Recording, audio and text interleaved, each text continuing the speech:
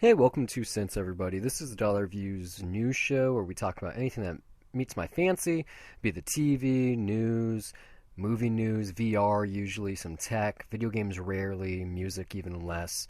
Um, it's usually the part where we should panhandle, like, hey, review us on iTunes. Hey, you can find us on TuneIn, Stitcher, and YouTube, and everything else on the internet. Shameless self-promotion, yet we're Uh, asking them to do this It's while we're having technical troubles of sorts. well, it's necessary promotion. I mean, if we don't promote ourselves, no one else Exactly. will. Um, Yeah, that's true. Now, I gotta say, this is what, the third time in a row. I don't know if my mic is picking up electrical sounds right now. I think I sound fine, but then I might be used to it, and it might be jarringly obvious when I'm editing with yours, and I can't tell right now because we're both talking on phones, so we got phone voices, so we don't know what the other one's going to sound like right now. yeah, as long as they So, can hear us, I think they're okay. I mean, they well, this found is us just for a me. reason. This is just me apologizing right now. If I just don't want to do a disclaimer if I have to. That will just ruin my day. Well, I got a personal story before we get into industry stuff here. You might have saw this on Twitter or Facebook. Last Is night, this last night? Oh yeah. man, So I, last I need night, to hear this story. yeah, I went to Hollywood with some friends. One of our buddies from college, he's in town, which is weird to say because he's from here, but he's been living abroad for like the last 3 years, basically. He spent some time in Germany. He met a girl there from Estonia, and then they lived in Australia, and now they're living in Berlin. And he's like lived all over the place, traveled all over, having a great life with her.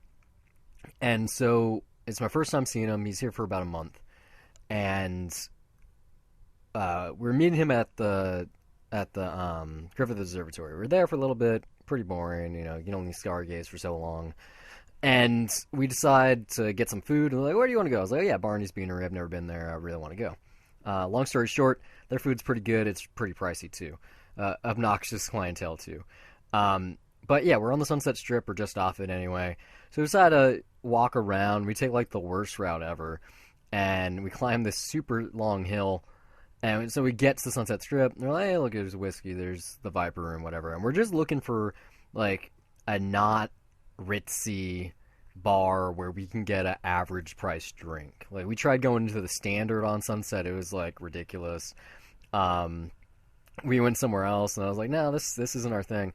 So we ended up next door to the Whiskey Go Go. This place called what the fuck is it? It's like Rockin' Riley's. I don't know how long it's been there. Like I want to say like 7 years or something. And we're standing outside. I don't quite understand why we're not inside yet. Like this whole group just went in. We're standing there. I think we all have our IDs in hand. My friend Alex, the guy who's, visiting, quote unquote, even though he's from California, he's just like standing in front of the door, just like not going in. And so I'm like talking to everyone, like, all right, why are we standing here? And I turn around and I see like there's a couple of girls looking at me and like smiling and laughing. I'm like, what the fuck? And they're like standing in the patio area right outside the bar. And there's like three or four of them. They're all cute, and I'm like, what, huh? And then I notice there's like a guy too who's also doing the same thing, and I'm like, oh, okay. I got a mullet and a beard, and I'm wearing a Teen Wolf shirt. Like, yeah, sure, make fun of me. And this isn't something that's uncommon. Usually in LA though, it's like, hey, can I get a picture of you or something? So like I overhear like one of the jokes. I'm not really paying attention. I already had like a beer or two by this point in the night, and then like I pay attention to who the guy is, and like I do a double take, and you can't really tell. I knew it was like it's a white guy. He had blonde hair, and he was wearing like a black fur hood. And when I do like, it's not necessarily a double take, but when I actually take the time to look at him, uh, I noticed it was Justin Bieber, and I didn't think it was necessarily him at first. I was like, oh, it's just a white dude, and it started clicking though. I was like, no, that's definitely him. And I'm looking at him like I tell one of the guys I'm next to. I'm like, that's 100% Justin Bieber. And he looks at him. He's like, are you sure? And then like someone else says it. Someone else says it. So they didn't believe me. And we like a minute later, he's like, nice hair, bro. And he throws up, like the punk horns, the Ryan James Dio horns, and like gives them to me. I mean, yeah, thanks for the compliment. I go inside. We like grab our drinks. We go upstairs, and I turn around. He like is getting in one of those private like Escalade professional driver cars with like his cavalcade of pussy. There's like I swear there's like 4 or 5 of them. And so we get upstairs, we're like talking, and then all they're saying is like, was that like all my four friends are like, was that actually Justin Bieber? I was like, I'm pretty sure. Like, I have an eye for this. I didn't necessarily throw down the oh yeah, I have a podcast where we talk about the industry all every week. Yeah. Um, I was like, yeah, I'm pretty confident here, and so they all are in agreement. And we're like, yeah, that was really cool. Like that's the only true celebrity we've ever met. That's what my friend tells me. I'm like, what about Kevin Smith? He's like, well, I'm talking about like international fame, you know. Um, and but one of us was just a disbeliever. He had like his phone out. He's texting this girl like, yeah, I'm not certain, but all the rest of them are sure it's him. And he was like getting dirt and like I don't even know. But it was pretty funny. I don't know I necessarily if he was actually complimenting me or I was the butt of the joke and he felt like I was onto him. But it was one of those you're in Hollywood and something weird happens experiences. I mean, he probably was just being a dick. I don't Oh, know. he's I totally mean, being a dick. yeah, that's just it. I don't know. That's what I expect at this point. You know, all the shit that you hear with him on the news and all that. I don't even pay attention anymore. I just know he keeps getting in trouble for shit. It was just a fun jolt in the night. Like we were already past the halfway point. Like we were, just gonna get another drink, and it was like 12:30 or something. No, it's and funny. You were saying like there were four girls up there, and I was just thinking Yeah. in my mind, right? One of them is Justin Bieber, right? Mm-hmm. No, he's actually like Easiest really, joke to make, yeah. really good looking in person, like ridiculously so. Like when you see, how you see pictures of some people and you think they're photogenic and they look worse in person, they're about the same. He looks better in person. Like it was intimidating almost. Well, you did have a couple drinks already. Well, not really. I had like a beer and I had like a beer and a half, I think. Like I wasn't drunk or anything. No, I got you. I'm just messing around. But yeah, no, he was a good-looking dude. But anyway, let's start the news. Start off with something even better than Justin Timberlake or Justin Bieber, any Justins, just in case. Star Wars Episode 8 is already shooting. They started just over a week and a half ago in Pinewood Studios. Did you see the teaser that they put out? I did, yeah. I mean, it Kind of cool. just like what 2 new shots, and that's all. Yeah. I love how that just cuts to like Ryan Johnson saying "cut." It's like coming soon. It wasn't necessary, but it was cool. Just the fact that Ryan Johnson's like on set doing stuff, and he's still tweeting too. But the news here is that they got new cast members. Laura Dern and Benicio del Toro have joined.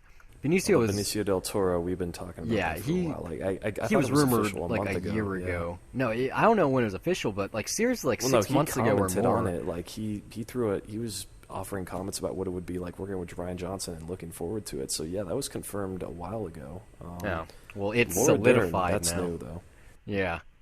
Like this is like that's pretty big, even for a Star Wars movie. They usually don't get people like that. It's unknowns or like one person who has experience, and so to get 2 people that really have some good acting chops, you must hope that this script is good. Yeah, pretty much. I don't know. Like they're that well known, I guess, in the industry. But I mean, have you was ever in really Guardians of seen the them Galaxy. headline their own movies? Yeah, okay, yeah. Benicio's big. I don't know. Laura Dern, like She had I feel a like starring she's role one of on the people HBO that show. you.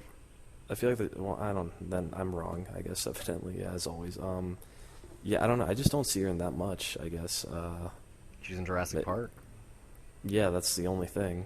I mean, she's And, one she of was the like. mom in Wild. That's about it. I mean, it's And then there's Blue Velvet, but yeah, it's Bruce I Dern's can't think daughter, of anything else. So like she's in a couple things like Citizen Ruth and I was gonna say Enlightened, on HBO. Like she was on that show for 3 seasons.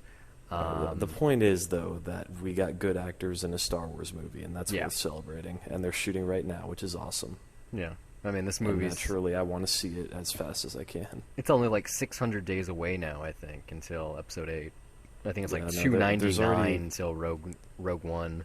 Everyone, yeah, less than 300 days. Yeah, people are already counting that down. I'm just kind of like, yeah, all right. I don't, yeah. China. We've been talking about them in our headline section now for like 3 weeks straight or something like that. Here's another one. Perfect World, who made a stake in Universal Pictures a couple of months ago. It's gone through. It was like basically a $250 million investment, which calculates to either 50 pictures or 5 years, whichever comes first. It's kind of like a car mileage, like when you get Yeah. the service warranty. I mean, 5 years is probably the one that's most likely to It's happen. mostly, yeah. Well, I don't know. It's Universal. Like they have how many monster movies coming out in the next 5 years alone? Yeah, I mean, and they've Plus had like an three, insane year too. yeah, plus three Fast and Furious films at the very least. I'm sure they're gonna probably make their own superhero movie. They got those Minions. There's probably gonna be Despicable Me 4, 5, and 6. But yeah, this is pretty major. I mean, the fact that the numbers are there now, like no one really knows how Wanda and Legendary how that's working. I mean, that was a full purchase. Okay, well, I Um, mean, what is this? Is this like that Legendary deal with Wanda, or is it just no, are they like, or like is it a co-production? It's kind of like what Wanda Legendary already bought does with Universal. Wanda bought Legendary. They are owned fully Yeah. by China now. This is just a financer coming in and giving Universal money. So Um, it's basically like what Legendary is doing with Universal, yeah, I'm sure that. taking Wanda out of the equation. Yeah. Yeah, well, I mean, I'm sure that deal. That like, I remember reading about it. It was kind of sketchy, like what they actually did for Universal, what they actually had input on, which films they were actually doing. I mean, like the big one was Godzilla, Skull Island versus King Kong, and then that moved to Warner Brothers. So I don't know. I maybe Legendary is gonna. It's possible Legendary just becomes its own studio and they stop producing things for people. So they got a huge Chinese corporation backing them now. I mean, yeah, they rarely have any flops either. I mean, Mm. I mean, usually they take chances on good stuff. Although I guess, yeah, Pacific Rim. Well, no, never mind, because I That mean, we're supposed to get a sequel Yeah, for that that, sequel's right? But coming yeah, eventually. Yeah. So I mean, like even yeah. if they have a flop, it's at the very least a international success, which is where the industry is moving towards anyway. So that's why China's trying to get into Hollywood. They're the second biggest market currently. Probably going to be the first in the next 5 years. Like by the time this Oh, deal less than that. Less expires, than that. who knows? But staying on Universal for a second, other thing that we've been following for like the last 2 weeks or so, we were talking about Fandango, and we had that revelation that they're owned by Comcast, and then there was that whole MGO movie thing. Fandango just acquired Rotten Tomatoes and Flickster from Time Warner.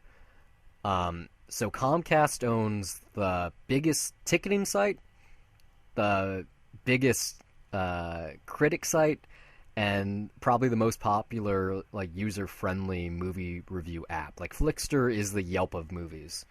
Um, so that coupled with the This is fact, all going to be integrated in some yeah, way. Yeah. I mean, we were already like discussing MGO movies and how Universal could use that as their streaming network.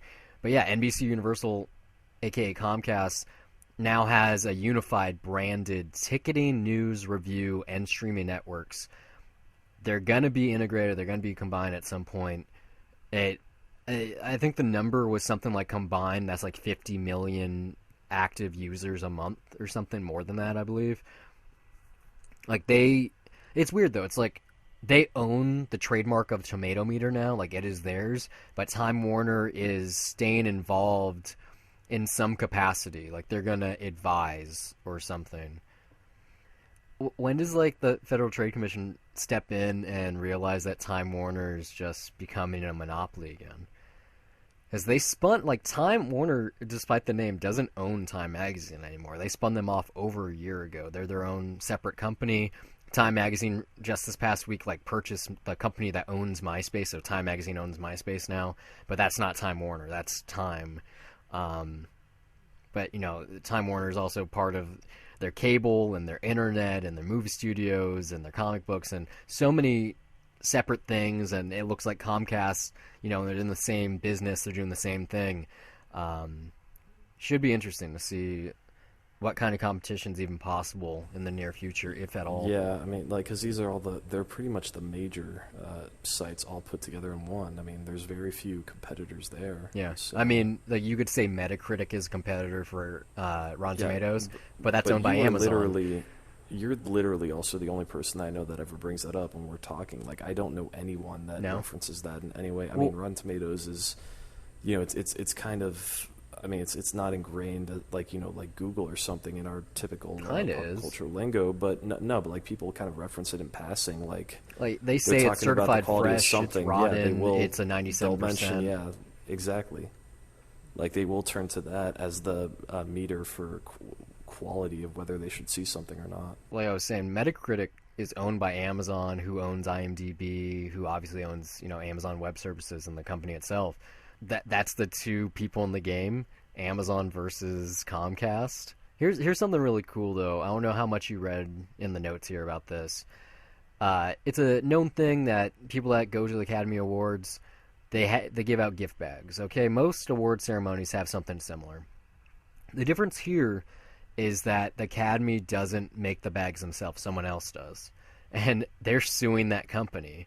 Their name is Distinctive Assets, and they're being sued for advertising these gift bags as part of the ceremony, using trademark slogans, the Oscar silhouette, you name it, while promoting their branded quote-unquote everybody's a winner bags for all 25 major categories. I mean nominees plus the host.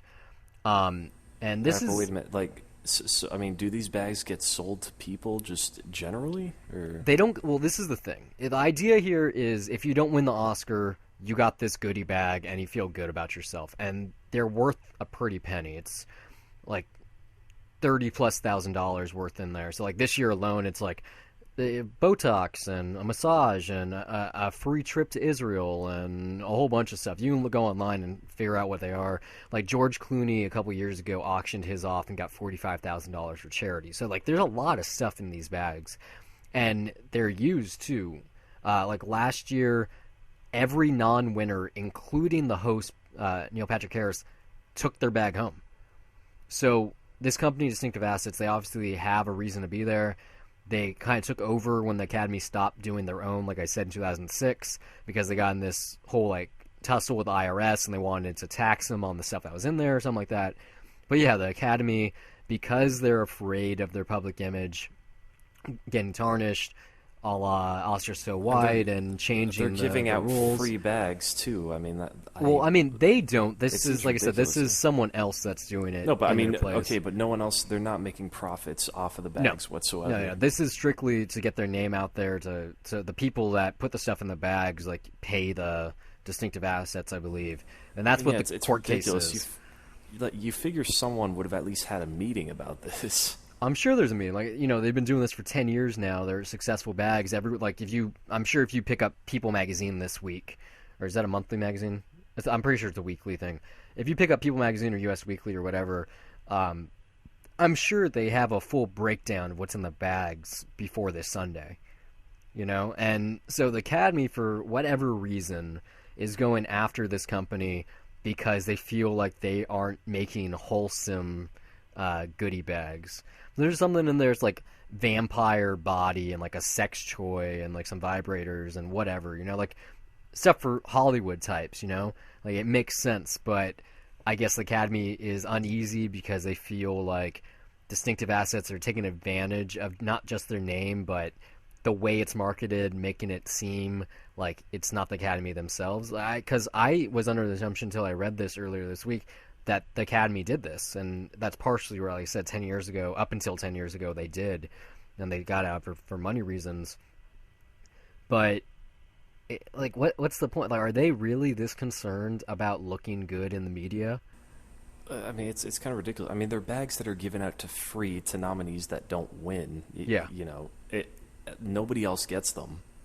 And it's only the So five majors. It's director, actor, actress, supporting actor, supporting actress. It's just the five. So I don't see what the big deal is either.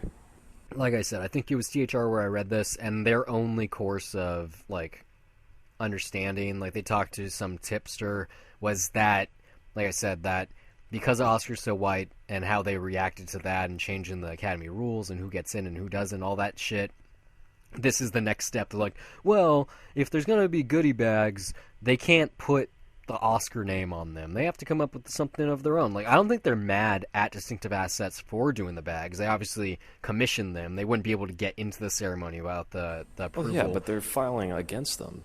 Yeah. Like, they're doing this class action suit because who knows why. It doesn't make sense. I'm sure it'll be something kind of interesting to follow. But here's a suit that is interesting. Several blind individuals plus the California Council of the Blind and the Lighthouse for the Blind and Visually Impaired, have filed a nationwide class action lawsuit against AMC theaters. The lawsuit alleges that AMC is violating the Americans with Disability Act and failing to provide properly functioning audio description technology to their blind patrons.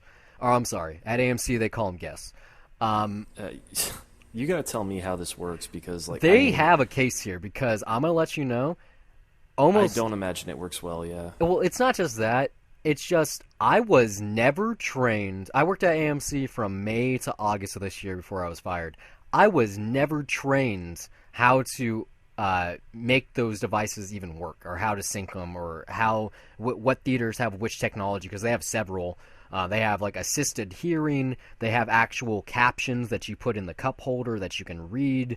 They have a whole bunch of different things. I was never trained. And the only reason I learned is because I was curious and I asked one of my coworkers and he showed me. They had someone working the desk right before they fired me who wasn't trained either, and I had to help her, and I couldn't do it, and I had to have someone helping me. So at one point we had 3 people doing the same thing that one person should have been doing, but they were never trained. None of us were trained. How So often did you get someone that went in to get this?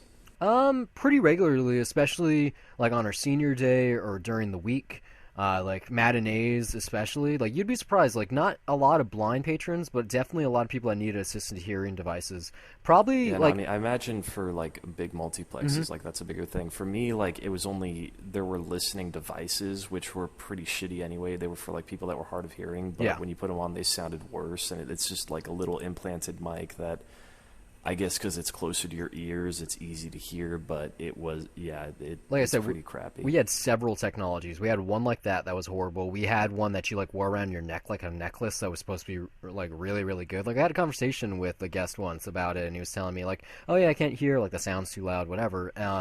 But yeah, I definitely think that these individuals have a reason to be suing AMC theaters, because I have to assume that are trained at the other chains at the same level, if not worse than I was. And if I wasn't ready for this, I don't like their claim is that the devices aren't good enough. Like there was one example where someone went to see, I believe it was The Good Dinosaur, with his kids for the first time. Someone who's blind and he has not visually impaired kids, and so he couldn't share in the experience because he was unable to hear what was going on. So I definitely think that this actually happened. It probably happens a lot, just because, like I said, either the people that are working minimum wage at the chain, which is coincidentally also owned by a Chinese corporation, don't know how to do what they should be doing, or the technology just sucks. In the same way, when you go to a theater, sometimes the projector's messed up, or there's springs in your seat, or whatever. The floor is sticky because someone spilled butter on there. So I hope that this actually happens, that AMC gets their act together, and that they can have real training exercises. I don't know how this would work. I mean, an ideal scenario I would imagine is that on the DCP you would have more than one audio track available. Like, for someone that's blind, like, have just like a compressed, like, descriptive hearing track that you can play on your friggin' headphones, and somehow, I don't know, you connect Or it through Bluetooth. It, how it seems like the technology should be there, that it's easy, but I don't know. I how mean, about it could this? be. You download the AMC Theaters app, you plug in your headphones from home instead of using the shitty ones that they never wash, and it syncs up in the same way that they already have these apps. Like, I know the Cinemark has one, I'm pretty sure AMC and Regal have it too, where it's like it goes into theater mode and you can't use your phone at all and you get like points or whatever. You have something similar in the app for people with disabilities, and for instance it'll say visually impaired mode or something, and you just plug in your own headphones in and it's synced up and it has the track. You download it over the internet, maybe get free Wi-Fi in the theater so they can do it without using their data network. There are easy solutions here, and either they just don't care or they're too stupid to realize that they're making money, and stuff like this is way that they're going to lose money and have people go to their competitors. God, I mean, it's a mess. I don't know. I imagine it's a technical issue, but it just sounds like a pain in the ass in general. Like, how do you? Yeah, I really don't know how you sync that up. Like, I mean, how would you even get them the descriptive hearing track? Like, what was the source for that? I think it Because they are was. wireless headphones, right? Yeah, I think it was through the DCP. Like I said, there's multiple technologies. One of them was just a pair of headphones, like you were talking about, that's basically hearing aid, and it would amplify the sound. Um, Yeah, and like those are horrible. every movie had, and every theater had its own setup, and there'd be like a sheet that had all the call times, and it would say like assisted learning, like it would have check marks to indicate which one it was. So one of them, we had like this dock with these hearing impaired devices, and you had to use a tablet to select the movie, pick the theater, pick the showtime, set it up, put on the right radio signal. It was like really complicated. And then you hand it to them, and you go, "I hope you like your movie." Like you don't even know. It's I don't know. Like I said, we had closed captions like that you would put in the cup holder. I know that there's technology out there where you can put a visual track on a 2D movie, and you could just like you project it to a 3D projector. The only thing that would be in 3D is the captions, and so you can only see the captions if you're wearing glasses, and otherwise there's nothing there. They have that technology. We didn't use that. We used this archaic LED light up thing that you would have to literally read off of the screen. It's weird. I mean, I don't understand, but if AM, like we'll see, like this is just like the Oscar gift bag thing. We'll see where this goes. I would assume that the however high this goes, let's just say the Supreme Court or one of the district courts, wherever it I goes. mean, yeah, I would say this is a bigger deal. I mean, Yeah, I got more sympathy for people that are trying to like at least be entertained and are not being helped with at all in any sort of way. I mean, technologically, we should. Well, we got the tools that we need to like make this easier and more convenient. It's just we got to find a system that works for it. yeah. Hopefully something good happens. Because I mean, Yeah. it's really weird. Like this next news point, this not isn't a good segue, but in terms of technology, um, engineers at the University of Southampton, they just found a way to practically store data forever. It's really hard to That's pretty. explain. I'll give I know what you're getting at, Yeah. but that's pretty loosely used there. I think. No, I'll give you the data here. Like it is forever. Okay, so they're called 5D disks, and they're used by I don't understand the science entirely, but they by using some like kind of dot matrix on these disks. It's not like a disk, but like some kind of physical medium. The storage will be able. It holds 360 terabytes per disk, can withstand temperatures up to 1,000 degrees Celsius, and it's estimated to last 13.8 billion years at room temperature without degrading. So, basically forever. Like the sun will burn out before one of these disks loses its data. Yeah, I mean, which is a huge step for digital, like. Well, it's not even just digital. Like just think about in terms of time capsules or space travel or making. It's 300. Was it 360? Yeah, 360 terabytes is a huge amount. Like that, probably the entirety of Lionsgate's movie library at a 1080p file would fit inside one of those discs. Yeah, I mean, how big are those discs too? I don't know. Like I said, I saw a Yeah. picture and it like fit in the palm of your hand. Like it's not a disc. Like it's not a No, reed no, layer, like a spinning it's more like a laser. massive platter. Sorta, but it's I'm small. assuming, right? No, this is like a small thing. I don't like I said. I don't know if the stock photo they had in the article that I read was the actual thing, but this was like the size of a 50-cent piece, but thicker. Yeah. So, like in the notes I provided, like in the notes I wrote up, there's a link for this one just because it was so interesting. All right, so like question, let me ask you, like 20 or 30 years from now, you think this could be available on a consumer level? No, I think in 20, 30 No. years, everything's just going to be in the cloud. There's going to be no No, physical medium. I mean as an option though. I think that this might be the kind of thing that corporations use to archive their data in the case of a disaster, like the servers malfunction or like someone hacks everything and whatever. Like I think this is going to be used for like your family tree would be in one of these, or like important stuff. Like not you wouldn't be using this as an iPod. Like this is No. But I mean that's what I'm saying. I just that the option would be available like on a consumer level maybe I don't know. Like I in the said, consumer market. Yeah. just how fast things are moving, I don't think there's going to be any physical media you can buy in 20 years. I think it's going to be all digital. I don't think there's going to be movies.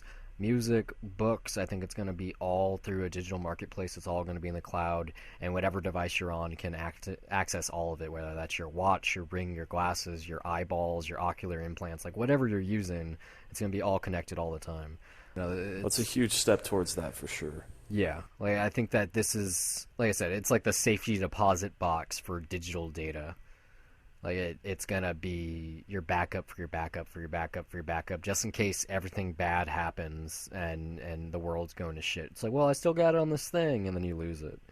But just reading about, like, I really tell you, read this article. I'll retweet this in a day or two. I know I always say that for this kind of stuff, but I mean it this time. Um, really interesting. I'll hold you to it. Really interesting science here. Final thing I got here in the headlines. I'm sure everyone's already heard about this. It's hard not to. That San Bernardino terrorist incident that happened a couple of months ago where the shooter killed X number of people. Let's not even give him a true number or name the guy at all. Anyway, he had an iPhone, and the FBI obviously got a hold of it. So they approached Apple to create a new operating system just for them so they could access anything that and bypass encryption. And so Apple, not only are they not complying with this court order to do this, but they also published an open letter on Apple.com from Tim Story, that's not his name, from their CEO, saying why they're not going to do it. And so Twitter, Facebook, and Google have all shown their support in terms of what Apple is deciding not to do. Because they were saying in this letter that if they were to create this backdoor, that's one thing. They're going to help the FBI do whatever they're trying to do in terms of this one thing. But, yeah, but in long term, exactly. then, Like that yeah, could be that's used by hackers, that could be used by the NSA, that could be used by anyone. And then instead of having this encrypted personal device where all your stuff is stored, it's just another thing that can be used to leverage stuff against you. You know, like you'd use this for any numerous amount of vile things. And so despite these tech companies understanding, because Apple, like in this letter, you know, you should read this, everyone should read this. They're talking about, yeah, we understand why this is important. Like, terrorism isn't something we take lightly. Like, this isn't a shooter event. This was a terrorist act. And we want to help. We've complied the whole time. The court order was just, they wanted us to do it, whatever. We can't do this because of these reasons. And they're very valid, and that's why the rest of the tech industry is behind it. I think most consumers are too, just because it's something real scary. Yeah. I mean, I really credit them for at least thinking about this, like, just on an ethical level, like, and not jumping to, like, an easy decision. Like, I mean, this is like one of those news items where I hate talking about it because the one thing that just keeps circling in my head is just that thought of we're fucked, basically. Yeah. I mean, Yeah. They probably already decrypted that phone. I think that's what the worst part was. Like the iPhone in question, like they already opened it up, Like I'm sure the FBI has some hackers that could do that themselves, whatever. But yeah, they were. Like, it if was it's like, not Apple, then yeah, somebody else is going to do it anyway. And so I think this court order was kind of trying to set a mandate, so at any point the government could do the same thing on anyone's iOS device. So yeah, like this is definitely scary. Like this is beyond just NSA, beyond the FBI trying to stop terrorism acts. This is putting like our personal safety and identity up on the docket and possibly being attacked by people when it was meant to be a good thing in the first place. Like that's kind of how all bad things happen. Like mustard gas, it was an accident, and then they used it in World War I to kill like thousands of people. So I don't know. Just yeah, I've said my piece. Dark side of technology, really. Like, yep. The more access you have to everything, the more access everything has to you. Anyway, talking about technology, for the first time ever, smartwatches have outsold Swiss watches this year. And that means top-the-line timepieces, Rolex, the $30,000+ watches. And so the numbers here are 8.1 million versus 7.9. So it's a slight margin, but this is only going to increase and increase over the years. And Yeah, no doubt. No, the note here is that 8 out of 10 of those smartwatch devices were manufactured by Apple or Samsung. So, yeah, I have to assume that this is just going to be a slippery slope. And I like the end game is probably that, Rolex makes a smartwatch eventually or something like that. well, it's also I don't think it's really that that these Swiss watch companies, like, it's not really that their sales are hurt. It's just these smartwatches, it's new. Like, no one really wears a watch anymore now. I do. And no, I do too. But okay, not that many people do though. Yeah, That's what I'm definitely, saying. yeah. And so this is a new thing, and more people are bound to go after it, regardless of whether they look at their watch or not. Most people look at their phones just to know the time. Like, So I don't know. I mean, I don't think, unless you can tell me if you read something else on this, but it's not like it hurt their sales. It's just that they were surpassed. That's it. yeah, I think that's what it is. Because I mean, Yeah, like I mean, 7.9 billion, 7.9 million sales for Swiss watches. That's a lot of people. There's not that many people in the world that can afford these luxury timepieces. yeah. So yeah, I'm sure that it's one of those things where it was just something that I thought was interesting. Because I Well, don't, hey, of course, I mean, Apple smartwatches, yeah. those are just as pricey. I think like the cheapest Apple, like the Apple Watch Sport, is like in the 450 range, and like a cheap Rolex is like in the $2,000 range or something like that. But yeah, talking about smartphones, Mobile World Congress kickoff today, which is the E3 of technology in terms of phones. Like there's CES, which is major, but this is just phones. It takes place in Barcelona every year. It began with LG showing off their new G5, which looks pretty cool. It has a couple of notable features. The first being that it has two camera sensors. One is like a 15 megapixel like usual like aperture and everything. The other one right next to it is 8 megapixels and has a 135-degree field of view.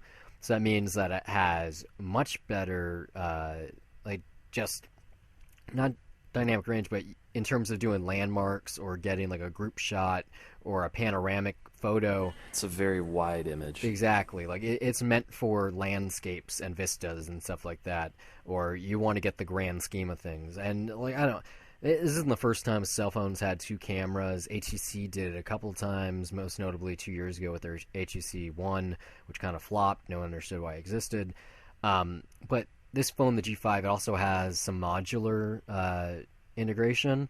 It's what they're calling Friends. You can literally pull a tab and take the bottom out of the phone, and the battery comes with you.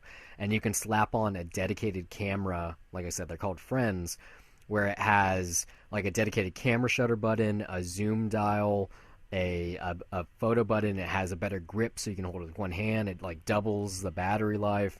They have one for that's a 32-bit hi-fi amp. There's also like a sleek USB Type-C powered VR device that only weighs 100 grams. So LG's trying new things here. I mean, they're really big in terms of the tech sphere, and their G devices in particular are taking off. They made the Nexus 6P for Google, so they're trying to piggyback on top of that. Well, if that wasn't cool, like I said, they have a VR headset. They also have a VR camera. It's called the LG 360 Cam. It has 3 mics, so you can encode in 5.1 surround sound. It's just 2 lenses on either side with like a fisheye lens, so it kind of simulates a spherical the setup that. But it's only on 2 sides, though? Yeah, just on 2 sides. Like this isn't. I don't think it's gonna be stereoscopic because it's only 2. Like this is the GoPro for VR. Okay, it's not top of the Probably gonna need line. more than that for it to be good, yeah. It's something good enough that the consumers can get. I don't know much about the LG version, but Samsung has one too that they showed off when they unveiled the Galaxy S7 earlier today. Theirs is called the Samsung Gear 360. It sounds really cool. It's also meant for the consumer level. It has 2 15-megapixel sensors, also behind fisheye lenses. However, the difference here is that if you have a S7 or S7 Edge, you can not only do live video monitoring of the camera's seeing, but it's also a remote control, so you can do whatever you want. And the idea here is it's not just for VR. You can also record 2D images and video, but all recordings can be played, stitched, and edited on a smartphone. So it has an NFC chip in the camera. The idea is you don't need a laptop. You record, you can see what you're recording while it's happening, you're done, you put it on your phone, you edit it, it's put together, you can view it, you can use your Samsung Galaxy Gear, you can upload it to YouTube 360 videos or their own Milk like media player. And so Samsung, they with the watch, like we mentioned earlier, they have Samsung Pay. They've been trying to take these first steps into a not crowded industry and get there first so they can get their name known. And I think this camera is going to really help them, especially since their mobile industry is kind of not doing as well as it was a couple of years ago. So I'd like to see one of these cameras. I don't know when they're going to be available for the public. I have to assume it's going to be mid-March when the S7 and the S7 Edge are available. So I think it's something to look out for just because there's so much VR going on that it's cool that two Korean manufacturers have put out cameras that are able to record VR content without costing like $30,000. Yeah, they don't have. I mean, even if it's like it's not up to that level, but it's definitely a start. Yeah, there's no price point on these yet, but I have to assume that they're going to be in the $250 to like $500 range. So if you're early adopter, if you're getting VR at its origin, then this might be something that you're interested in just for, it could be great for like a family reunion or like an alumni like basketball game or whatever, like however people use it. Because the Samsung model has like a threaded standard tripod screw in it. So if you already have a tripod, you can use that. Like I said, I'm sure we'll be seeing videos on YouTube using these tech in probably like 3 or 4 months even. But yeah, talking about VR, we have like a whole section here, some cool stuff. The Daytona 500 was today, and Fox Sports streamed it in VR on the Next VR service for Samsung Galaxy Gear users. If that's not cool enough, they also signed a 5-year deal to have sports events for the next 5 years. So, we talked about boxing on the show, and now Daytona and NASCAR events. They done like some fashion shows. They actually, I was talking about Mobile World Congress and Samsung showing off their new devices. That whole press conference was available in VR. I'm sure you can watch it even still. Fox is one of the premier sports people. They must be seeing the light. They know that this is going to be a hit. I have to assume eventually that they're also going to have this partnership available through streaming on TV instead of just through VR devices themselves.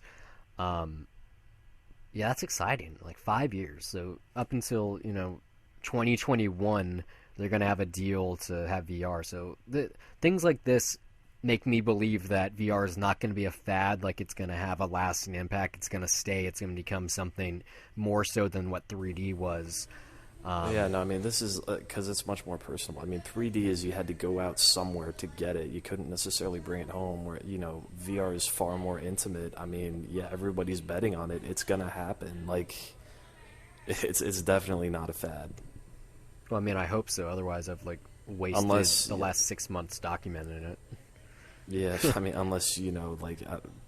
I don't know. Like, are there experiences where people are having motion sickness, or I don't know. You told me that you had one where I had you one. overloaded on it. It's funny. I haven't used VR since then.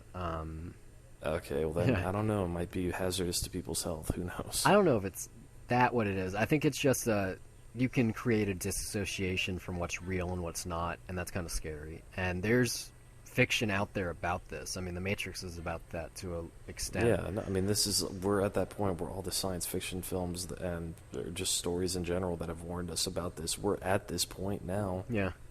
And of course, we're not listening. It's crazy because, I mean, it's not just Fox Sports.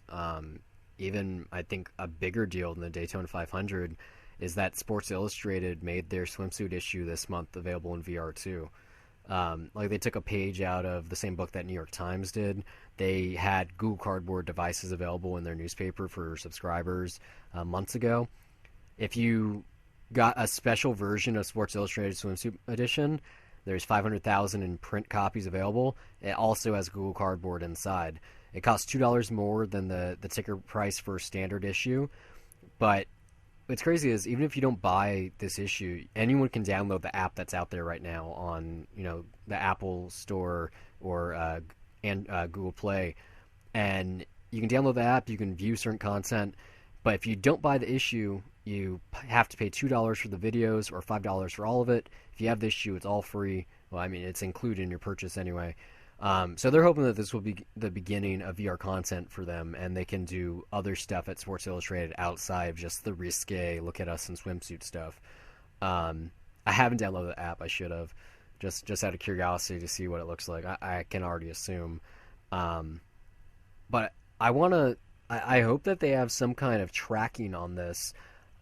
I hope that this issue sells out in its VR platform. A couple more things until we get into the TV and film stuff here. Some big things anyway. Leap Motion, which is not Magic Leap, that's something else. That's AR. Leap Motion, they brought out this gesture tracking tech a couple of years ago, and it didn't really make sense. It was meant for desktop or laptop users, and it wasn't exactly anything. It was just oh, you can move your hand this way to open a web browser instead of using your mouse. And it was just a niche product that no one wanted. They've seen the light. They're going to VR. They're adapting their tech to have hand tracking in VR headsets. A beta went out Wednesday, in fact, so this is already available to people that have the sensor. And they're currently working on new sensors that are going to be built into headsets themselves. This tech is called Osiris, and they're hoping that it'll be available in the mobile sector later this year. So maybe something like the Samsung Gear 2 or whatever they call it later, around Christmas. If I have to assume they're going to release a new one, maybe that will be using this technology or someone else, because using a controller is more intuitive than what Google Cardboard does, but then using motion controllers is even better than that. And then since that's not really tactile anyway, hand tracking itself is kind of the end-all be-all for VR integration. So hopefully that this works. It would suck if this company folded trying to make it to VR. But I definitely would like to try this out at a convention or something just to see if it works when it comes together.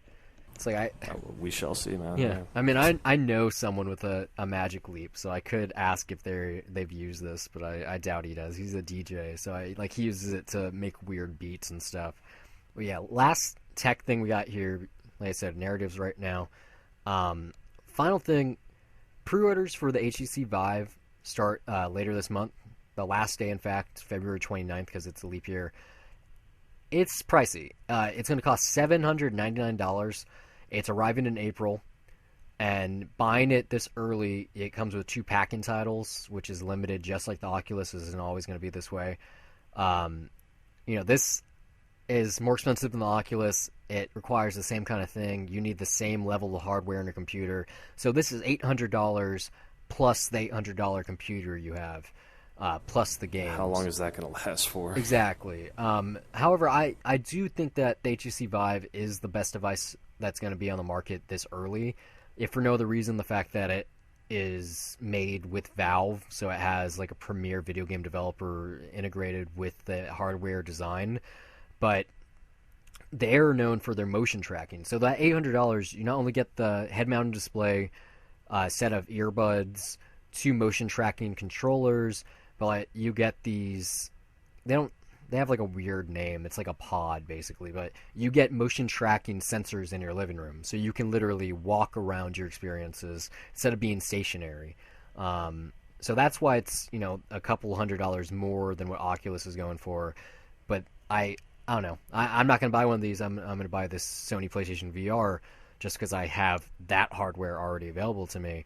But they just announced in this pre-order earlier today that the HTC Vive is going to have smartphone integration, so you're going to be able to answer calls, check texts, Even browse your calendar, see what you got for the rest of the day. It's going to work with both iOS and Android without leaving your VR experience. So, this is something that you'd come to expect from HTC, someone who makes a smartphone and other mobile devices. So that, on top of what we reported a couple of weeks ago, where they have the tech where you can see like a overlay of the real world on top of your VR experience in case you run into your couch or something like that. I think it's poised to be the best one at the beginning, just from a hardware standpoint. So let's just hope that the PlayStation VR doesn't take too much longer to get on the market. It's not that expensive, and it is much more of a gaming device than a living room extra. Moving on to actual scripted stuff here. TV. I only got a couple things. Probably the coolest one. Last week I was talking about Sci-Fi having VR content with their new show. Doug Liman's joining in too. He's working on a narrative VR show called Invisible about a family's rise to power. I don't think this is like Sci-Fi's show in that it's going to be linear and VR. I think this is a VR only experience. It's, as far as I know, like, we were talking last week about Spielberg getting involved maybe, and Hollow Cinema, like ILM, what they're doing, but this is an actual big name director actually working on the tech, making something now. So who knows when this is going to be available. It's probably not going to be pushed out for 6 or 7 months once enough consumer base is there to actually view this content. But I'm excited. I mean, I really like what Doug Liman's done over the last couple of years. Like, Yeah. Not Ready Player One, but Live Die Repeat / No, Edge of no. Tomorrow. I don't know what it's called anymore. Yeah, right. It's not really a question of when it's going to get out. For me, it's more of a question of what it's going to be. Like, that's what I'm still trying to get my head around. I mean, how as far as how narratives work in VR. I mean, you tell me, man. I mean, I've told you it's still disjuncted, it's or disjointed rather. I know it's just I guess I'm still very curious what that experience is like. The grammar is not there yet. They haven't figured out how to do true storytelling. Like I should Yeah, be. but you're getting big name directors or storytellers behind it, like Spielberg or Doug Liman. Like, that's Maybe. a big step towards improving that. But then again, when you have someone that's been so trapped into a two-dimensional field and telling stories through a certain medium for so long, they might not have the brain power to think outside the box and create something in a VR realm. Like, I don't know. Like, yes, Spielberg plays video games. He's produced video games. Like, I'm sure that he's experienced VR a good number of times. He probably has an Oculus Rift, but I don't know. Like, in the same way that, It's like as far as an aesthetic thing, I don't know, but as far as knowing like how to tell stories, then yeah. Like, that's where I'm confident that they know at least what they're doing. we'll see. I don't know. I mean, it's going to be one of those things. It's going to be like a Birth of a Nation. Just someone is going to create something that just works and it feels organic, and then everyone's going to do the same thing until someone comes up with the next best thing. Like, it's I don't know. It's hard to make parallels between film and VR because they are so different, but there's got to be something like that's going to happen, and who knows how long it's going to take. But it's like you said, like Lyman and Spielberg having these big name guys, it definitely means that people are invested or thinking through the future. It's just exciting time to be alive. Less exciting stuff though. Standard TV. Josh Hutcherson, who you might know from the Hunger Games movies and the Journey films, he's starring in Seth Rogen and Evan Goldberg's pilot at Hulu. It's called Future Man, and it's about a janitor by day who's the best in the world at a hugely popular video game at night. And then he's told one day at the top of the leaderboards that he's been trained this whole time to save the world. I don't know if this is going to be good. It's basically The Last Starfighter. Exactly. Or Tron, or Armada. Like, there's a lot of examples of this thing. Like, South Park even did this with Imagination Land. I don't know if it's going to be good. It's on Hulu. It's just got a pilot order. Well, it's Rogen and Goldberg. I mean, you just got to hope that it's funny, really. I mean, and they can be playful with ridiculous concepts. So I trust that it's in the right hands at least. Maybe. I'm still very cynical about the Preacher show. Like every time I hear something new about it, like someone getting cast or like, some character coming to the screen, I'm like, well, that doesn't. No thanks. Like, We shall see. I'm gonna hate watch that pilot. I already know it. I'm gonna be drunk watching like fuck this. I'm gonna be live tweeting the thing. They don't even know what comics are. Like it's gonna. This is worse than the Green Hornet. It's. I think it's just gonna be a really bad experience for me. But we'll see. Last TV thing we got here, and it's from Amazon. They just ordered a pilot for a show called I Love Dick. Jill Soloway's directing. I don't remember much about it. That's the only thing that matters. If the name sounds familiar, she's the showrunner and creator of Transparent. So it's kind of cool that she's getting to work on another show for Amazon right now. Not one of her own. She's just working behind the scenes. Where I have to imagine just her being attached to the pilot alone means it's going to get picked up. I mean, yeah, it's like, and they're happy with where Transparent's going. So, yeah, why wouldn't they have her? I have to assume that this is going to be in the next pilot season. Bigger news, though, jumping over to the film side of things, which you're probably actually listening for an hour in after the fact. Amazon also, they got a even bigger thing, bigger director, bigger news. Amazon Studios nabbed the rights to Woody Allen's latest film, and it's releasing this summer. It's going to be the same deal as Chirac or Macbeth before it. They're putting some money up front, even though it's already kind of been completed. They're going to be doing the theatrical run and the streaming rights exclusively.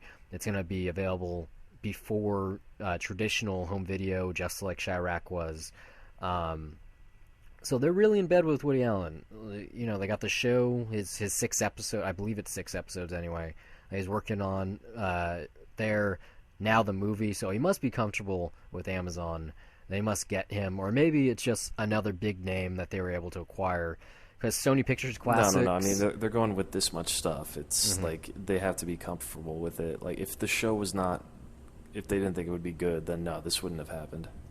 But I mean, like Sony Pictures Classics have been putting out his more successful films in the last couple of years. Blue Jasmine, Midnight in Paris, even the one that came out last year that I've forgotten the name of because it was so bad. I told you that I stepped out after like 40 minutes, right? Or rather, went to sleep. Yeah. Yeah. So maybe no one else wanted it. I hope that's not the case. Like, you know, he puts so much stuff out there that I hope everything he does is good. But yeah, either way, even if it's a stinker, it's a big hit for Amazon. They're definitely going to get people to go to the theater to see this. It's not going to be one of those things like. So are you gonna scream when this one is not hitting Prime again? Well, see, I already know, so yeah, I got nothing to fear this time. I'm just saying they never made it clear last time either, though. That was just the assumption. Well, that's what I'm saying though, because they through time made it clear. I have to assume that that's going to be their model going forward. Get as much money as possible at the theater, put it on Amazon to buy, try to get as much money as possible, and then once you've ran that river dry twice, then make it free to the people that give you $100+ a month, excluding any purchases they make on top of their subscription fee. Well, I wonder how they're going to at least handle the theatrical release, because Chirac, I mean, it was kind of just dumped in 300 screens. I have to assume this is going to be the same number. As opposed to doing like, you know, a limited release pattern of having it like on 2 screens, then expanded it to 20, then 100. You know, I mean, that'd be a smarter way to play it if you want your dollars to go up in the box office, but who knows? Who does know? We'll find out. So a couple other things here, and then we got some dates. Alex Gibney, the guy behind Taxi to the Dark Side and Going Clear, the Scientology documentary that HBO snapped last year that everyone loved besides me. His next film is called 0 Days and has been acquired by Magnolia and Showtime. It's about cyber war and what happened when the U.S. and Israel targeted an Iranian nuclear facility. I guess this kind of follows his path of like the dark side of humanity. Don't know much about it. I'm going to definitely check it out when it hits Showtime in however many months until it's there. I know they got the exclusivity on cable. I don't know when it's going to be in theaters. But it definitely sounds something really interesting and also scary at the same time, which is a good mix. I mean, we're talking about technology, and that's kind of what it is. Like, when you have access to the internet, that means you have access to other people's lives. But yeah, I think this is one of those movies that It sounds like, award bait. Um, Well, it sounds like Alex would give me too. I mean, there's a lot of always paranoid. I don't know. It's like 50-50 with him, right? He does something like very serious, and mhm. then the other half of the time, it's like I don't know, some sort of Hunter S. Thompson biography, doc or something. I don't think I've seen anything he's done though. I would. I mean, I'm not a fan of going clear, but I can understand why it's important. It definitely sheds some light on a quote unquote church that is in the public realm, but is pretty, besides being controversial, just real secretive. But then again, it's like no more secretive than like the Freemasons. All I know about them is what I learned from National Treasure. So, but yeah, Oscar bait and documentaries. This is really interesting. We've talked about this a good amount of times on the show. Open Road has decided to make their Snowden movie with Joseph Gordon-Levitt an awards contender after all. They moved it from May to September. It was originally supposed to be released this past Christmas, so this is its third move now, or I guess second, I guess you could say. It's still not a good sign, It's a though. I mean, very bad September's sign. usually where, yeah, like September is the movies that try to get Oscar potential, but are just not that good. Well, just think about this is an Oliver Stone movie. Hmm. It was supposed to be out a couple of months ago. They were scared that it wasn't going to win anything, so they pushed it to the middle of the year, and now they're trying to make awards anyway. Like, what had to have happened was that they did a test screening and they got really good feedback, and they're like, "Oh yeah, this is going to win or at least get nominated." I don't know. It's been a trend lately of calendar moves. Most of them I have. don't know. Maybe it's just Open Road trying to fit whatever they have to have on the calendar. Maybe it's a financial thing. I don't know. I I mean, don't think when's the last so. time they had something very successful? I think that this is strictly a. Everyone else has been moving their calendar around in 2017. I mean 2016 well, and 17 actually. Let's do it too. Let's try to take advantage of these empty dates. I don't think it's competing against anything in September currently, but that's probably going to change. I really don't care to see this movie. Like I said, we've talked about this before. You can see a really important documentary about Snowden, about Hmm. what actually happened. You don't need the biopic. It's not important. Like how he found these documents out and how he deciphered everything isn't the story. The story is that the NSA was doing something all along. That's what's important. I think people already know that. Um, but then again, people went and saw Black Hat too, so maybe they just want No, they didn't. they No, no one saw Black they Hat. hated it, but it still made some money. No, it tanked. Like it failed pretty bad. You saw it, I did and you kind by of you myself. didn't not like it. I did not like it. I thought you said that you were like, hey, it was okay. You're like, some of the stuff is No, fun. that was like one of the worst movies that came out that year, dude. You kidding me? Was it really that bad? No, there's people that like it, yeah, but no, I did not like it. Well, that's good. Hopefully you don't like this Snowden movie either, because probably no one will. Why? What if it's good? I doubt it. If it's legitimately good, then yes, I might like it. It got pushed twice. I don't know. You never know. Slumdog Millionaire took forever to come out. It was originally just going to be thrown out on DVD, and that movie won Best Picture. The difference so, here, though, is that was I a know. real controversial shoot. A lot of stuff went into it. You got three different Yeah, no, ages and of this kids. is about a real figure. My point is just a movie is a movie at the end of the day. Well, this is the film itself getting made is Oscar bait, and when they move it out of Oscar season to the summer back to Oscar season, it's like what? Who are you trying to trick? Release date switches, like, I don't know why. They happened for whatever reason. Shutter Island got delayed because I guess they didn't have enough money to do Oscar marketing at the No. time, but that movie was still really good. I think that Shutter Island got delayed for the same reason Hail Caesar did. I think it went from being, oh, let's put this out for Oscar time, and then they went, this isn't good enough to win anything, and they just pushed it. Try to get Except Shutter Island was good enough to at least get nominated for stuff. adapted screenplay, wasn't that it? No, I mean, that movie was good, man. I think we got different opinions there, but no, Shutter Island's good, dude. Wasn't it only nominated for adapted screenplay, though? I don't think it was nominated for anything because it came out in February. Oh. I doubt, I mean, I still haven't seen Hail Caesar, but I doubt it's gonna get nominated for anything. Maybe like wardrobe Yeah, or art department. it could have. It could have if it came out in back in December, but no. Now probably doesn't have a chance. I mean, if Crimson Peak got snubs, The Oscars, man. but let's talk about sequels for a little bit here. This first one's not necessarily a sequel, but hey, Everybody Wants Some is getting a rollout 2 weeks before its April 15th release. It's going to be available originally, not originally. It's going to be available starting April 1st in select markets. Gradual release. So they're looking to get a word of mouth on this before it just goes wide, which is a smart move. That's the kind of movie it is. I'm sure it's going to be great. Are you going to go try to see it at South by Southwest? I don't think I can. I think it's already sold out. Probably. I mean, the good news is that Yeah. it's only a month away anyway. Like I'm pretty damn sure that the Alamo Drafthouse that you go to is going to get it April 1st. You know? Oh yeah, no. It like that's a whole chain. There's like 5 of them around here. They'll have it. Don't worry. I mean, a hometown filmmaker movie. I believe it takes place in Texas. It would make sense. You're gonna get it right away. I mean, I'm sure I will too. But isn't that weird to think about? Like, his next movie's only a month and some change away. It's like he spent 13 years on Boyhood, and now he just pushed this one out, and he has his next one coming up soon too.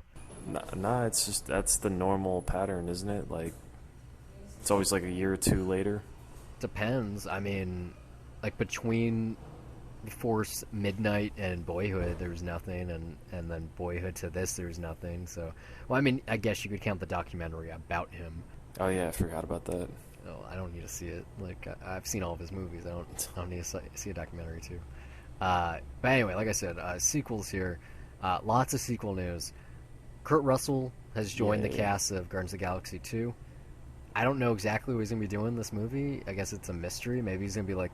No one does. He might be a space pirate or something. Chris Pratt's dad or something. I don't know. I think that's probably the most sensible thing.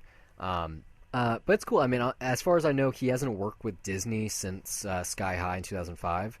So I think anytime he goes back to the well and he works with the company that gave him his start, it's just... Granted, though, this is more Marvel. I mean, I know that Marvel is owned by Disney, but there's still a difference there. As more time passes, it becomes less and less of a difference.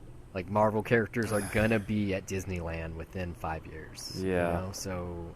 No, it's like it's definitely shaping the identity of what Disney's now. That's for sure. But I just thought that was cool. Even cooler, Julianne Moore might be playing the villain in Kingsman 2. So I don't know exactly how she's going to top Samuel L. Jackson, but we'll see. This is still a rumor, unlike the Kurt Russell news. But usually when this stuff comes out, it becomes true. So I'm looking forward to that. Like, I don't know if she's ever played a villain before. She's played characters that aren't exactly nice, but I don't know if she's played villain. I mean, I could list some, but that would be kind of a spoiler. But yeah, no, I mean, she can definitely bring a mean presence on screen. Oh yeah. But yeah, it's just I don't know if she can top Sam Jackson. But then again, I don't know what they're doing, so we shall see. We shall see. Probably the biggest news I'm excited about here, maybe even the whole show. John Wick sequel got a title. It's titled John Wick Chapter 2. It's bowing February 10th, 2017. It's going to compete against the Lego Batman movie, 50 Shades Darker, and The Mountains Between Us. I got nothing to say because I'm very excited. And I got nothing to say because I don't care. It's less than a year away. I'm going to see 2 movies that weekend. I'm so excited. I might just do the movie. I know you're excited for 50 Shades Darker, aren't you? Actually, I kind of do want to see if it can get worse. Like, can it get darker? Can it become more of a shit show? So we don't even talk about the casting news for that movie because it doesn't matter. It's like, hey, Kim Basinger's on board. Good job. But yeah, I don't know why you got something against John Wick. Is it just because everyone loved it and you just thought it was okay? Yeah, well, I mean, I don't have anything against it. Just I thought it was okay. Just when people talk about it, I'm just kind of like, okay, I'm glad you like it. I mean, I mean, that kind of is like the thing is whenever someone praises its greatness in front of you and it happens over and over and over again, you just, after a while, you just kind of go, okay, I get it, shut Yeah, up. you get desensitized I to mean, something. that's a natural reaction, right? Yeah. I think maybe it's just that I didn't have anyone say that around me. I mean, I saw the trades going, oh my god, this is a blockbuster. It's doing so well. Look how good it is. And I just saw it just knowing that it was Keanu and something, and I was excited to see it. And then when I did, I was like, what? What was this? Like, how did I not know about this? So I'm a fan. I think I'm more just a fan of Keanu being the star in a franchise after so long. Like it's been since The Matrix, and before The Matrix, it was Bill and Ted. Um, I'm just excited about this. I still want a TV show. I want a prequel. I want a comic book. They already have the VR content. I want this to be a whole thing with the theme park rides, uh, You can have it, man. I don't care. gun fu training. It's whatever. I want to see where the boogeyman goes next. Oh, I man. mean, if you don't care about this, you're really not going to care about this one. Emily Blunt might play the nanny in Mary Poppins sequel, the famous I flying. still need to see the Yeah. original one. So Yeah. you probably don't care, but I think just from a visual standpoint, that's a good follow up. I can see it. I can see her playing Mary Poppins. Not sure she's ever been that cheerful before on screen. Well, no, I'll take your word for it. I mean, just anything that she's in, I have not disliked or felt that she was miscast in anything. So, I mean, yes, I that's. thought you didn't like your sister's sister. I do want to. It wasn't because of her, and the reason I didn't like that movie is because a character did something unforgivable, story and everyone was reasons. cool with it. Yeah. Yeah, Go Duplass Brothers. Yeah, I don't know. that was Lynn Shelton, but yeah. Well, I'm just saying, like, there's a Duplass brother in there. Um, yeah, a couple more things, and then the show's over. Two more sequel things. First of which, Blade Runner has a date now. The sequel, January 12th, 2018. So 2 years from now, we're going to see how bad that can be. I want it to be good, but Think about it this way. I mean, a January release date sounds bad, but they've been getting better and better, especially mid-January. But what if it comes out in limited, like late December, just to qualify for the Oscars, and then January is the day where it expands wide? that would be cool. I don't think that's Just going to saying. happen. I mean, they could make that decision. They could do it. I think that this is just a cash cow. They're trying to capitalize on. How many people that are Blade Runner fans are willing to see a sequel? I think it has to be a very slim I don't amount think of people. that many. Yeah. Like maybe if Ridley Scott was directing it.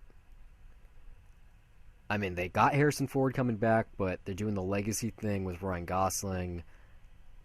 I don't know who this is for. I mean, I just don't know if they're going to market it like the same way as Prometheus. I mean, even though the fans understood how that marketing went, but for people that weren't necessarily in the know of it being an Alien prequel, I mean, it was still they marketed the hell out of it and got people to show up. So, It would be cool if What? Ryan Gosling is a Nexus in this movie and he's like the reincarnation of Roy Batty. Or they just got Rutger Hauer to return and play the same Roy Batty, but like he survived. Or like I don't know what they would do, but if they went for something like that, if they went to an extreme instead of just trying to cash in, like maybe it could be good. Like if it had the same soul. Like I'd be good with just watching Roy Batty talk for 2 hours on a rooftop in the rain, to be honest. So I don't think it would be as great as you think that would be. But, it would be pretty good. Like I mean, saw Hobo with a shotgun, and that was pretty good. So Yeah. if there's more monologues in that movie, it would have been great. No, I mean, I'm not terribly excited for Blade Runner 2, but I mean, we'll just see what we get. I mean, that's really the best I can say. I really hope. As is what I typically I say. think Edgar James Olmos should return too. Like anyone that, like Daryl Hannah, anyone that, even if they died in the movie, just get everyone to return. Because they're a duplicate. Whatever excuse, like give Ridley Scott like a cameo, filming a movie inside the movie. Just like do anything you can to just kind of capitalize on how absurd this sequel is in the first place. Well, we don't know what they have, I mean, for all we know, the story that they might have could be good. I don't know. I don't want to judge it. The likelihood of me enjoying it is pretty low, but Especially because I can never pronounce his last name, but Dennis Villeneuve. Villeneuve. I mean, yeah, I mean he can make like at the very least I think it'll be an interesting watch. But I don't know. Well, here's something you should even know less about. San Andreas is getting a sequel. New Line greenlit it. Yeah, I don't care. Yeah, exactly. Let's move on. This is yeah, what's weird though.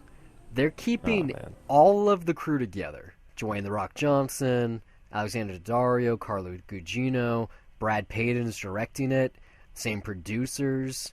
It's probably going to be released on the same day. They're not keeping the writers. Instead, New Line is having them adapt a new live-action Astro Boy movie. Hollywood's been trying to do this for like 60 years. Mm-hmm. They kind of succeeded in 2009 with that animated movie that no one saw. I don't know what's even the point anymore. It could be cool, but I don't know. I think it's worth trying at the very least. But why? It's just a Japanese superhero. Like that's what it is. Like there's enough American superheroes. We've made enough of these movies. I don't know. I think it is like a live action. It's kind of a wish fulfillment kids movie, I guess, in a way. Or I don't know. A little bit. I mean, I could it's see more of the, a Pinocchio the concept thing, of it. though. I mean, there's no reason not to try it. I still think it could be cool. Well, you saw San Andreas, right? We have a review for it. Yeah, but we know how those guys write. They don't have many other credits. I mean, it's just San Andreas and some small things. So they're not the best writers. But that's okay. Yeah, but I mean, you're judging them based off one thing. We don't know if they can. I mean, San Andreas is not really that demanding of what you can do with characters in that story. I mean, and I don't even know. God, I don't even want to. I don't care to remember that movie. I really don't. It's really bad, right? But I mean, I didn't blame it necessarily on the writing. It's just I think it fulfilled like all the basic points of like family and all that whatever it had like, and I mean there was even some smart stuff about earthquake preparedness in there. So I just remember that scene when like The Rock finally gets to San Francisco and he's standing outside AT&T Park and he's like, "Move, it's gonna crumble," and everyone's like, "Yeah, let's do it." I was like, what the fuck am I watching right now? Like, I had to talk through that whole movie to try to enjoy it. God, I don't even remember. But here's a couple movies. Just thinking about it's putting me to sleep right now. Here's a couple of new movies that no one knows about that are coming out. A biopic's being made about Johnny Cochran's earlier cases in his career. It's going in a high gear right now because of American Crime Story and The People versus O.J. Simpson. Before he was the premier attorney for black celebrities, obviously O.J., Michael Jackson, a couple other people. He was on this case in Signal Hill, California in 1981. And this is something that we're not tied to, but it's kind of close to home. It's sort of. The story here is about a Cal State Long Beach football player who was arrested in Signal Hill while driving and was strangled in prison and strung up in a cell by the police to look like a suicide. So this case, he was like, blah, blah, blah, check the body. They found out there was, like there was some wrong stuff going on here. This is what propelled him into superstardom and made him like the go-to attorney for black rights in America. Obviously, this makes sense in terms of where political and social, like economic and racial landscape is currently. But this is I don't know anything about this case until I read this.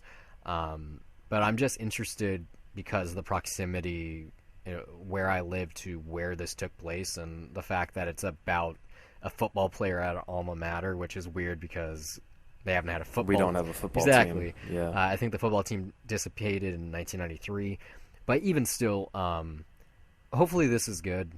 I haven't seen that race movie. It comes out in a couple of days. But it looks like that's... No, it's already out. Is it out?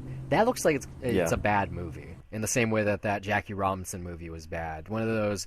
It's February, it's Black History Month, let's make a movie that happened to happen, in the past about some famous black person to empower black youth. Like, there's always one of those movies every February. I didn't see the Jackie Robinson one. I heard it was really good, too. I mean, it did really well. It was a sleeper hit, I think. But Race, But it is a trend that happens every February. Yeah, great setting, especially when it's the 1936 Olympics. But, I think the title makes it obvious. I'll give you a hint too. I mean, I don't think that the title is necessarily About a reference the to race. a race around the Yeah. track.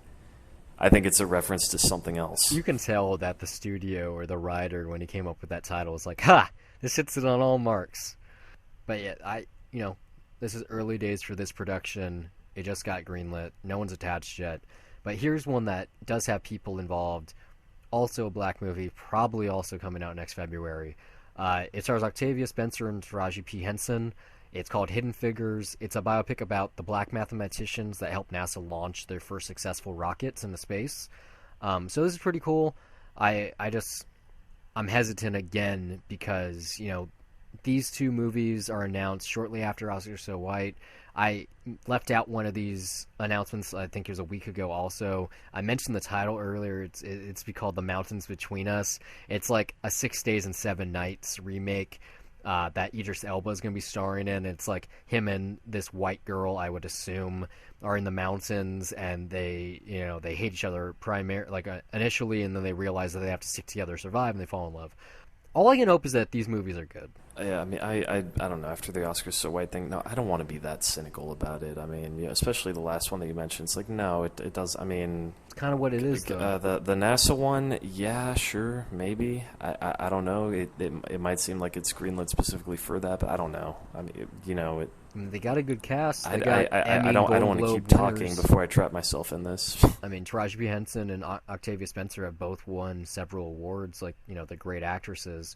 So hopefully it makes it a good movie. But just because the subject matter, about these black mathematicians and the fact that the movie's called Hidden Figures. Yeah, it seems like it might be too on the nose. Like, I mean, it's not like it's not worthy of being made as a movie. It's just Weird timing. I don't know. Yeah, it does seem like around that time where it's being greenlit for a very specific reason, and that the script might just have only that in mind, is making one point rather than making it a deep exploration of something else. I mean, we haven't seen this movie, but we can assume what it is. They can't find anyone.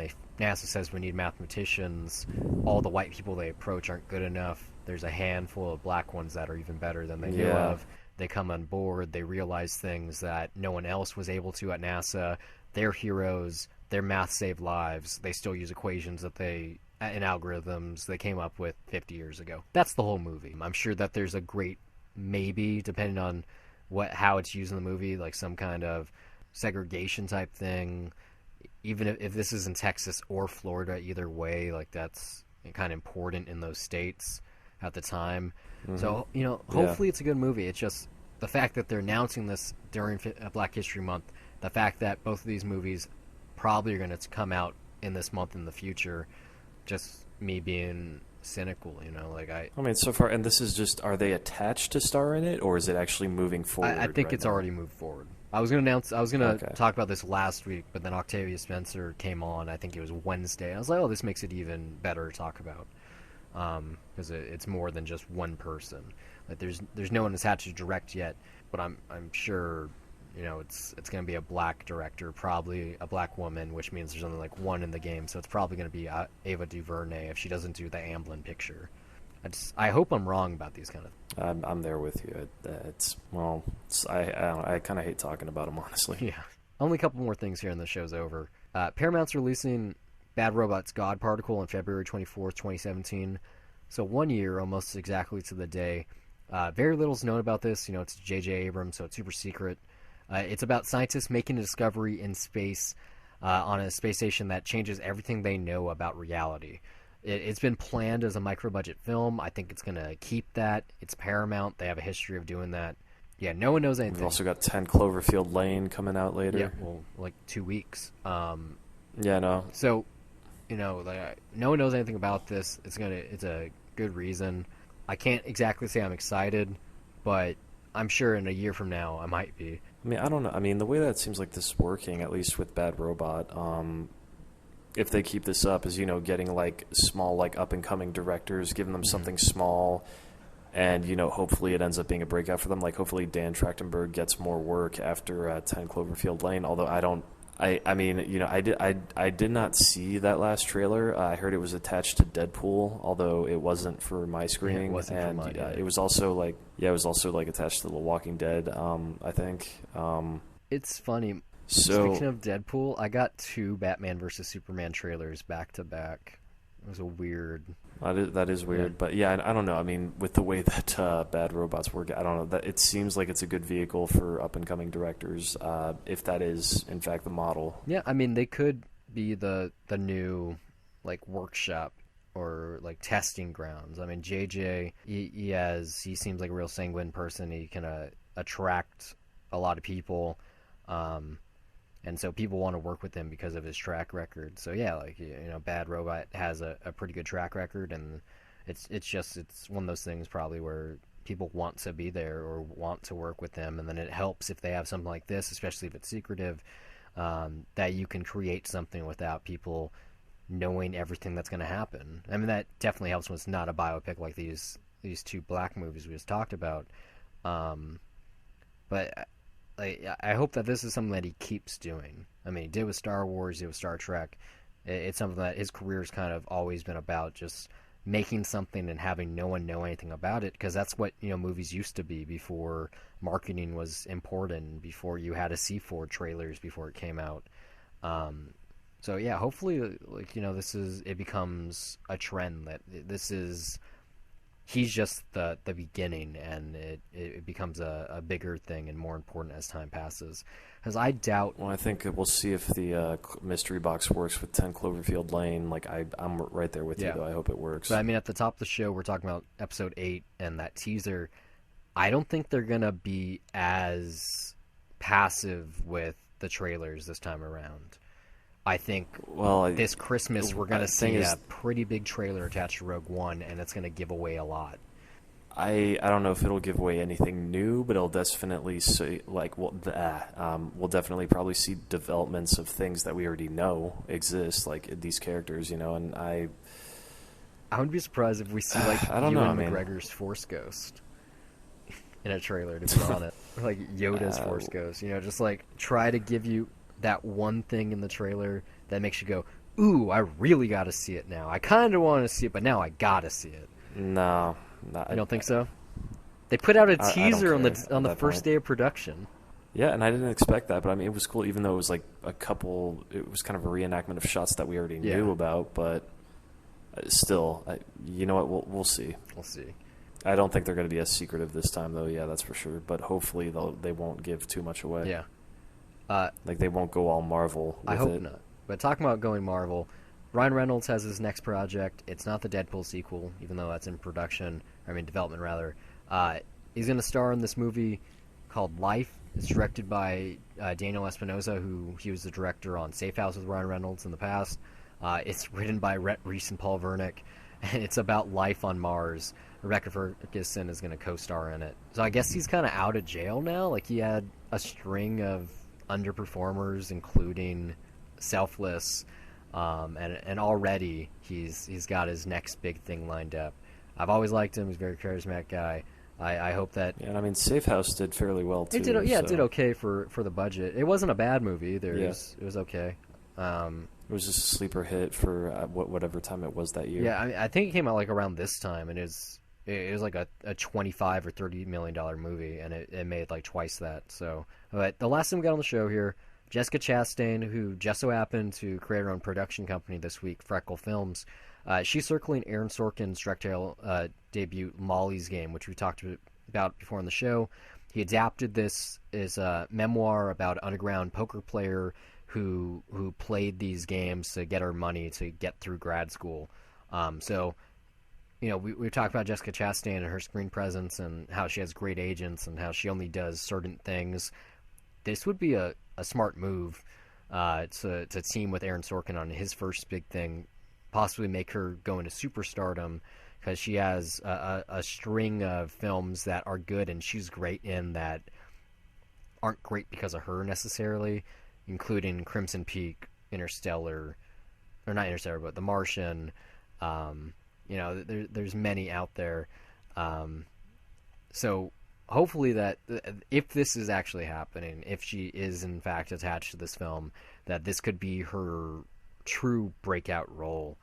Um, I don't know if she needs it either. I mean, you barely see any of her in the press. I don't think she's interested in superstardom. I mean, well, I don't she's well liked by the average I don't audience mean right superstardom. now. Just she was in Zero Dark 30, and she got a ton of word of mouth around that time. Like everyone's like, "Oh my Hmm. God, she's so good! Yeah, You no, got I to go mean, see her in she's this." already validated, dude. Like, I don't think she needs anything more, really. I'm not saying she needs it, but I think it'd be cool if she got like if she won an award.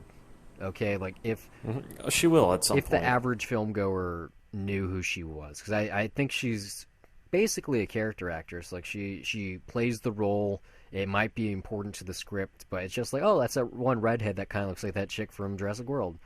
Um, I don't know, but yeah, that's our show. Yeah, that's fair. So yeah, if you liked what we said, you can find us all over the internet. It'd be great if you left us some feedback on iTunes. Find us, search for us, Dollar Reviews, write us a little review. Maybe send us an email, brian@dollarreviews.net. You can send Steve one also, steve@dollarreviews.net. You can find us on Stitcher, TuneIn, YouTube, SoundCloud on occasion, Facebook, Twitter, you name it, we're there. Lots and lots of places, lots and lots of things. We got lots of shows. We just did a guest spot on Cynical Cartoons for Future Horse Podcast. Super awesome. You should listen to that. I already retweeted it. We have a Death Cinema coming out tomorrow, or actually later today on Monday. So you should hear that. We have another one on Wednesday. A lot of stuff coming out this week. Definitely give it a listen. We hope that this one's been a great listen, clocking in just over an hour and a half. You could have watched a movie. I didn't watch any this week. We got something in common. But yeah, thanks for listening. Have a good one.